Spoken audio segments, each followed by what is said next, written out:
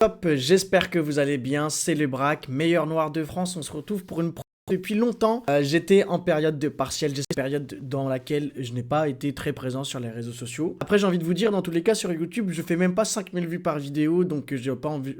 j'ai pas eu la sensation de manquer à grand monde quoi.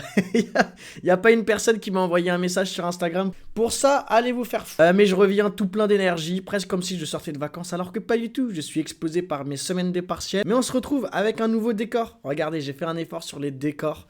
Voilà, petit logo Le Braque qui arrive tout gentiment. Mais j'ai pas encore eu la certification YouTube. Je sais pas pourquoi j'ai ça là dans le décor. Mais voilà quoi, on est sur un décor qui a un peu plus de qualité. Normalement, tout devrait être amélioré, mais parce que en fait j'ai décidé que je vais sortir beaucoup plus de vidéos là dans les prochains mois, à partir de la semaine prochaine. Et il y aura beaucoup moins de montage, parce qu'en fait le problème c'est que je peux pas me permettre de passer 5, 6, 7 heures sur le montage d'une vidéo quand elle va faire que 5 ou 10 000 vues. Je suis désolé les gars, mais en plus j'ai vu que la dernière fois j'ai fait une dernière vidéo dans laquelle il y avait beaucoup moins de montage, sur laquelle vous êtes quand même resté très longtemps et vous l'avez plutôt bien apprécié. Donc en fait j'imagine qu'en fait la population qui est sur YouTube, elle a la capacité de concentration qui est beaucoup plus développée que sur TikTok, là où j'ai l'habitude de poster, dans lequel s'il n'y a pas un montage toutes les 4 secondes pour éveiller la curiosité du consommateur, le reach il est baisé. Donc je suis heureux de pouvoir voir que je peux vous proposer un contenu uniquement sur les idées et pas passer 45 heures sur du montage.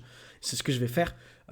Et comme ça vous permettra d'avoir accès à beaucoup plus de vidéos. On n'oublie pas, le petit like, ça fait extrêmement plaisir, j'en ai besoin. Le commentaire pour le Jubuzz, Mazel Tov, Jubuzz, je regarde que vous. Le petit message dans le chat pour dire à ma maman que mes vidéos, elles sont très chill et très gentilles et qu'il faut que je continue de les faire sans qu'elle me déshérite, évidemment. Donc un gros message pour la chère maman Le Braque. Et puis on va commencer immédiatement avec cette vidéo. Donc aujourd'hui, petite vidéo chill, je sais même pas si elle va durer 10 minutes, mais je voulais absolument aborder ce sujet qui me semblait intéressant, c'était celui du combat politique tel qu'il est vu dans notre société, mais plus précisément le combat politique sans pourtant vouloir sacrifier quoi que ce soit. Donc le sujet m'est venu en tête parce qu'on a vu ces dernières semaines là avec le Festival de Cannes qu'il y a un film qui sort à propos de la vie de Jean Moulin et du sacrifice héroïque qu'il a fait lors de la Seconde Guerre mondiale. Il y a eu des tweets en particulier de la part de gauchistes sur le fait que c'est un héros, mais ils ont été obligés de l'homosexualiser parce que sinon c'est un homme blanc hétéro cisgenre qui était un héros. C'est pas trop possible. N'oubliez pas que dans la grille d'analyse des gauchistes, Jean Moulin c'est un nazi, puisque c'est un homme blanc hétéro cisgenre qui combattait d'autres nazis. C'est pour ça qu'ils ont essayé de l'homosexualiser là, les quelques dernières semaines. Sinon, ça allait pas, quoi. Ça allait pas trop dans leur rythme. Donc voilà. Et donc en fait, il y avait ce fameux débat de la question de est-ce que tout le monde a la potentialité de devenir un Jean Moulin, c'est-à-dire un héros, un martyr pour sa cause, un homme capable de sacrifier même sa vie pour ses idées politiques. Pour les gauchistes, en fait, il faut spécialement être de gauche pour en arriver là, sinon c'est pas possible.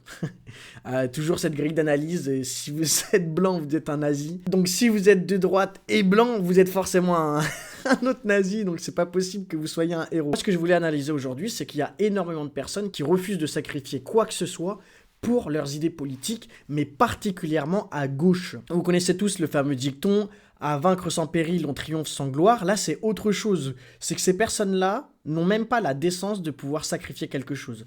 C'est-à-dire qu'aujourd'hui, lorsque vous avez des gauchistes qui vont passer leur temps à faire du militantisme sur les réseaux sociaux, à coup de retweets, de posts de story Instagram, All Eyes on Gaza, hashtag Black Lives Matter, ce sont des personnes qui ont la sensation de faire partie d'un combat politique extrêmement important, la lutte antiraciste, antifasciste, anti-extrême droite, mais qui en réalité ne sacrifient absolument rien. C'est-à-dire qu'ils ne sacrifient aucune amitié, ils ne se perdent aucun travail, ils ne sont absolument pas des personnes anti-système. C'est même, en général, les luttes de gauche, ce sont déjà des luttes qui font partie et qui sont promues par l'intelligentsia bourgeoise parisienne, qui fait que si vous suivez leurs idées, même si elles sont très extrêmes parfois, vous ne perdez pas vos taf, vous n'avez pas vos comptes en banque censurés et vous n'êtes pas obligé de vous exiler. Citez-moi une personne de gauche qui a subi ce genre de cancel culture, ça n'existe pas. Des personnes qui vont peut-être vouloir faire les malins et me dire qu'il y a le youtubeur infâme qui a perdu il y a pas longtemps un sponsor à cause de blagues qu'il a fait sur Quentin. J'aimerais quand même faire une distinction entre le fait de perdre un sponsor sur une personne qui n'a pas tenu des propos de gauche, fait des vannes sur la mort de quelqu'un, c'est pas ça ce que j'appelle faire des sacrifices pour des idées politiques. À titre de comparaison, on a des mecs comme Baptiste Marché, comme Papacito, comme Alice Cordier, comme les 3/4 des influenceurs ou des créateurs de contenu politique de droite qui n'ont plus de compte en banque dans des banques françaises, ça leur est plus possible, qui ne peuvent plus trouver d'emploi, qui ont perdu des amis, qui ont perdu même le soutien de leur milieu familiaux, professionnels. Bref, toutes ces personnes-là ont fait un sacrifice pour leurs idées politiques. En fait, un combat n'existe pas s'il n'y a pas un sacrifice. Sinon, ce n'est pas un combat, c'est juste une action. Quand vous mangez quelque chose, vous sacrifiez rien.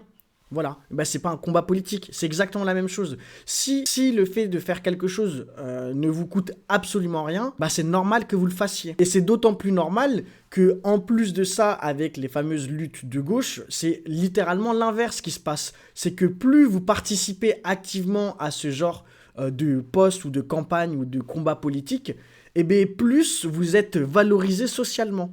C'est exactement ce qu'on appelle le signalement de vertu, le virtue signaling, comme ils disent les Anglais. Mais en fait, plus vous faites ce genre de posts sur les réseaux sociaux, et plus vous avez d'abonnés, plus vous avez des personnes qui sont d'accord avec vous et qui vous soutiendront, et qui sont prêts même à vous soutenir si vous arrivent des problèmes. Pas plus tard qu'hier, j'en parlais en live, parce que je suis en live tous les lundis et tous les vendredis à partir de 21h, et je montrais avec des tweets que le taux d'engagement et de soutien des personnes de gauche sur les réseaux sociaux, il est en moyenne 3 fois supérieur au taux d'engagement classique sur les réseaux sociaux comme Twitter, TikTok et Instagram. Et cette statistique, elle n'est pas anodine. Les personnes de gauche ne sont pas spécialement plus nombreuses que les personnes de droite.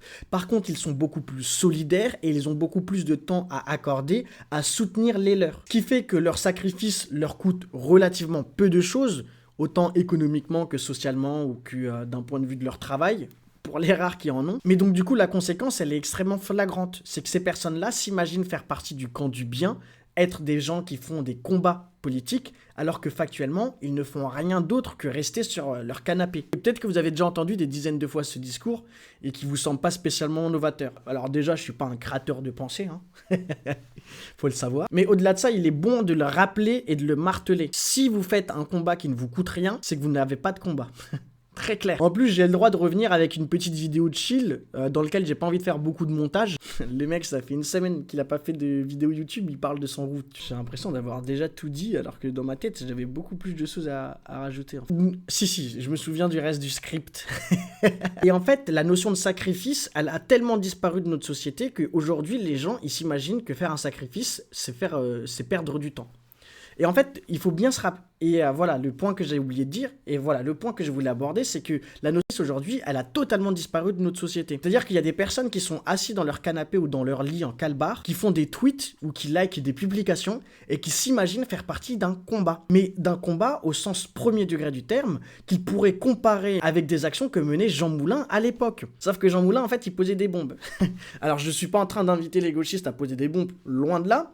Mais je dis juste qu'il y a deux types d'actions politiques, celle qui permet de pouvoir faire circuler des informations sur les réseaux sociaux, et celle qui, dans la vie de tous les jours, permet efficacement de transmettre des idées, de faire avancer des combats, ou de renverser des systèmes qui sont théoriquement oppressifs. Ce qui n'est absolument jamais le cas de la part des personnes de gauche, qui, encore une fois, rappelons-le, font partie du système qu'ils décrivent en permanence. Petit rappel sur les élections législatives de 2024, sur les 577 circonscriptions en France, il y en a eu 200 dans lesquelles soit LFI, soit les macronistes se sont désistés. C'est-à-dire qu'il y a eu 200 triangulaires annulés. Et aussi, je pense que ça peut être une piqûre de rappel envers des personnes de droite, mais le fait de vouloir éviter absolument le sacrifice, ce n'est pas que chez les gauchistes, hein. Ça apparaît aussi chez les droitards, avec cette fameuse volonté de protéger l'anonymat sur les réseaux sociaux. L'anonymat sur les réseaux sociaux, il n'a qu'un seul but, c'est permettre aux personnes qui sont de droite ou de gauche de pouvoir continuer à dire ce qu'ils pensent sur les réseaux sociaux sans être inquiétés. Sauf que si vous ne voulez pas être inquiété pour vos idées politiques, c'est qu'en réalité, vous n'êtes pas prêt à en faire des sacrifices. Et ce n'est pas grave, vous avez totalement le droit d'assumer cette position-là. Mais il faut aussi comprendre que si vous refusez d'assumer les conséquences de vos actions, c'est que vous n'êtes pas pleinement engagé dans vos idées politiques. Et encore une fois, ce n'est pas grave. Moi, personnellement, je considère que 80% de la population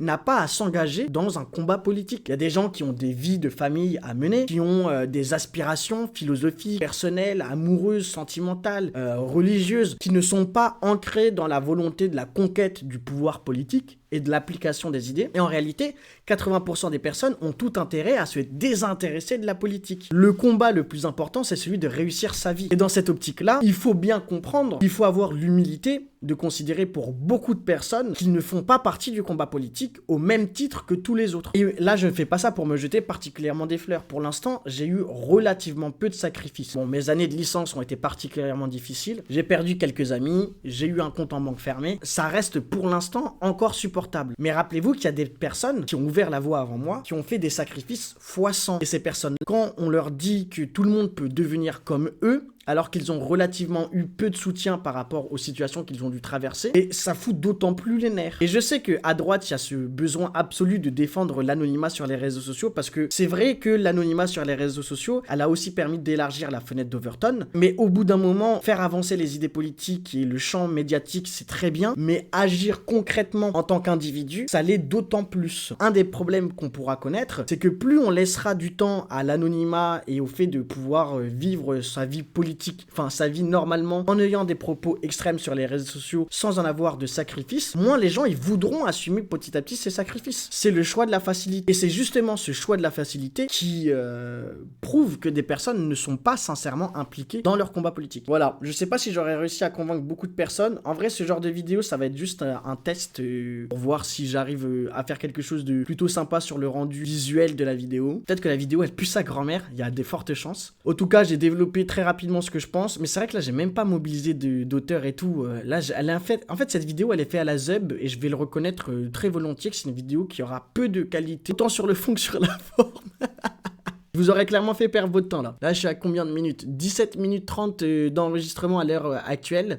Si ça se trouve vous aurez une vidéo de 8 minutes.